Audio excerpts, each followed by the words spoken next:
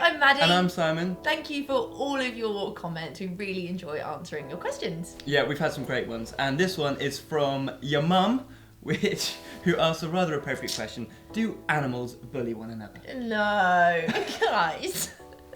Okay, well, sadly, the answer is yes, they do. It is quite sad, actually, It is. I mean, the reason is that most animals live within a hierarchy, so you tend to find that the higher ranking animals will bully those who are sort of lower down the pecking order. And actually, pecking order, that in itself has come from chickens. Yeah, because actually when chicks grow up, they kind of like peck one another when they're searching out food. And so as they search out food, they become stronger, they bully each other, and sure enough, the stronger chickens get to the top of the hierarchy. So the alpha rooster, who kind of puffs up his chest and makes all the crowing sounds. He's got the mating rights, he's stronger, he's fitter, because he's got more access to food. And those sort of, like displays of, male macho-ness, I suppose, you also see with male chimpanzees. They all like square up to each other and charge at one another for mating rights. Yeah. Baboons, they get really aggressive when it comes to food. They see food, they'll fight for it. It's like me when I'm hungry. If my brother's at the table, it's like a race to get to the food. I get hangry. You're hungry, then it's like hungry, angry. But yeah, most primates bully each other. Yeah, and actually quite a few mammals do it too. Have you ever heard of the omega wolf in a wolf pack? He's basically the bottom rung, so he's like the lowest member of the pack. He's often the last one to feed, he often gets bullied all the time. He's kind of the scapegoat for all of the kind of inter-feud wars that goes on within a pack.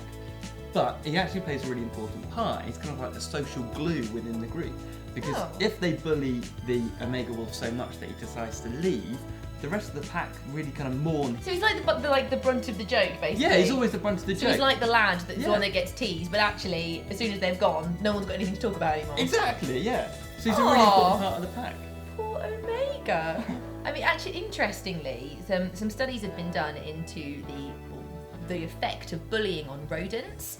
And they found that bullying actually has a long-lasting impact. It changes the chemistry in your brain and leads to anxiety. So it's pretty crazy that bullying changes you chemically, but also in more of a positive slant, is that social relationships can then heal that damage as well.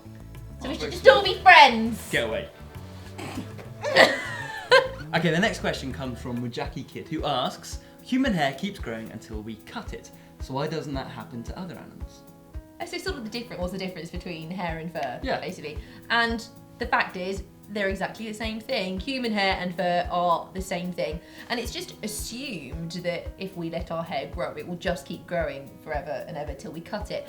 But human hair does have a sort of like a terminal fixed length, but that just depends on individual genes. Right, so exactly. Mine will only grow so long and yours will only grow so long. Yeah. And animals will only grow so long. Yeah, exactly. And this sort of like phase of growth, which depends on your genetics, is known as the anagen phase. Yeah, and that's kind of when it's obviously, like you say, doing all of its growth. Yes. And then after that comes the catagen phase, and that's when it's kind of just, it's not getting any longer. And then the telogen phase, where it's basically resting. Yes, I'm very impressed. I look after my hair. So human hair can grow for as long as anything from 2 to 7 years. So I don't know, your hair might just stop growing after 2 years, and I could still be here 4 years later, whatever. It then rests for about 100 days before falling out. But the difference is with animal fur is that their hair growth is a lot more synchronized, so it grows at the same time and then will fall out at the same time, whilst our hair kind of just does what it wants. Yeah, I mean basically animals just, they need their fur for different purposes. They need it to obviously keep themselves warm, to keep themselves protected from water, from rain, anything like that. And so it's very important for them for all the hair to grow together, because then it sheds together. So at different times of the year, at different seasons, they might want to get rid of all the hair together, or they might want to grow it together as it's getting colder and colder. Thermoregulation. Yeah, exactly. I think that's what you call it. But there are so many questions about hair, like why did we lose our hair in the first place? And why did we have hair once upon a time and now we don't? Which is essentially the same question. But if you do have any more hair-raising questions... Oh god, hilarious. Then let us know in the comments below. Yeah, thank you so much for watching, and as always, subscribe to Earth Unplugged. Bye. Bye-bye. For wolves, howling is like the glue that binds the pack together. They often forage over huge areas and they need to stay in touch and know where the other pack members are. Howling is the best way to do that. Bonobos are well known as the real kings of the swingers, using sex for anything from saying hello to creating alliances around the dinner table. Males will meet with males, females with females, even the youngsters get involved, and about 50% of these copulations are homosexual.